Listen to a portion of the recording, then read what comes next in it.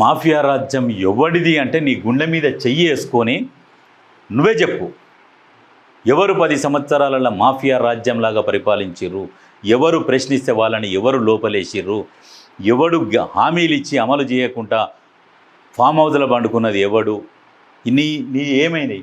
నువ్వు ఎవరు ప్రశ్నిస్తేందుకు? నీ గ్యారంటీల గురించి, నీ దళిత ముఖ్యమంత్రిది, దళితులకు 3 ఎకరాల భూమి ఏంది, కేజీటీ పీజీ ఉచిత విద్యేది, హుస్సేన్ సాగర్ల దోషులతోని కట్టుకోవాలనంటివి, ఇట్లా పట్టుకొని తాగాలంటివి, కరీంనగర్ డల్లాస్ అంటివి, ఇంకోటి టర్కీ అంటివి, రకరకాల ముచ్చట్లు చెప్తివి.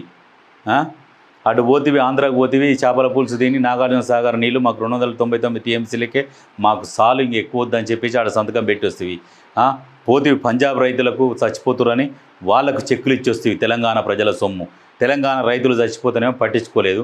తెలంగాణ రైతులు ఏందన్న రోడ్ల మీదకి ఎక్కితే కాళ్ళకు చేతులకు బేడీ లేచిన మీరు మాఫియా రాజ్యం గురించి మాట్లాడుతున్నారా?